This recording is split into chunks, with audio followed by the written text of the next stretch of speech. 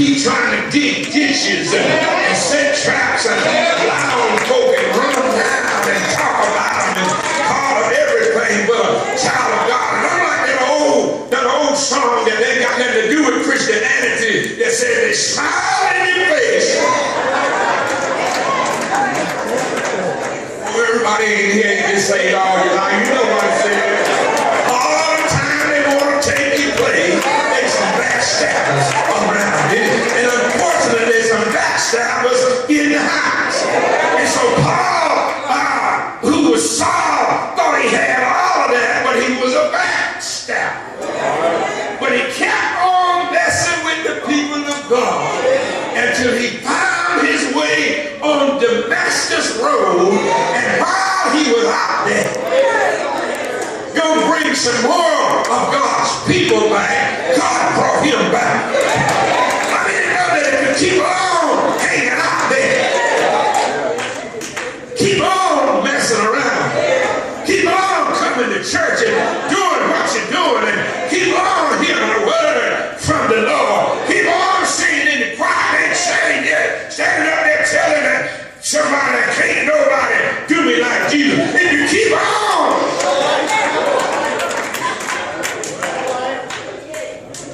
I mean, you know that the Lord can change you in the midst of right where you are. The Lord can change you. God must have changed Mother B at an early age with that look on her face. She just had such a pleasant look on her face. Just made you smile, and she didn't have to talk. It was just something nice about the way that she looked. And we need to hold on and hold out. And as Saul was on his way to Damascus Road, on Damascus Road, he had a Damascus Road experience. I wonder, is there anybody in here that's had a Damascus Road experience? What am I talking about? I'm talking about a conversion experience. Saul thought he had it all. He knew it all. He was so smart with his educated self from Gamaliel, one of the most knowledgeable people back in that day. But until you know God, and unless you know God, yeah, you can have all the knowledge that you want to, but you in a hurry going nowhere. Help me somebody. And he had that Damascus Road experience, and God changed his life, and he went on to write most of the Bible. 16 epistles. How many know that God can use you anywhere and anytime? Don't take 2 people. It doesn't take 10. It doesn't take 20. God can use you to turn the world upside down. Just one person. We keep on talking about a person, and there'll be people after me talking about a person in the hymn book.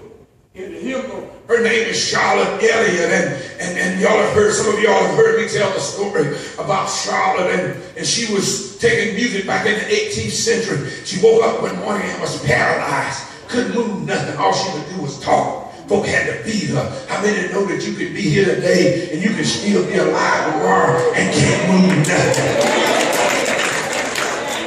Help me somebody. She was lying there, her teacher went to see her and asked her how was she doing, and she said, I'm not doing good. As a matter of fact, I don't have any reason for living, and I want to die. And he said, Charlotte, don't say that. You ought to pray. She said, I ain't never prayed. I heard you pray when you get ready to teach me, but I've never prayed, and I don't know how to pray. Tell me what to say. And he said, I don't need to tell you what to say. What I'm going to do is I'm going to excuse myself, and I want you to talk to God in your own way. And y'all know what Charlotte Elliott said? It's in the hymn book. Y'all know what she said in her prayer? She said, just as I am, and raise me not, to rid my soul of one dark blot, to thee whose blood can cleanse each spot. O Lamb of God, I come. And then she said, just as I am, without one plea, was that thy blood was shed for me.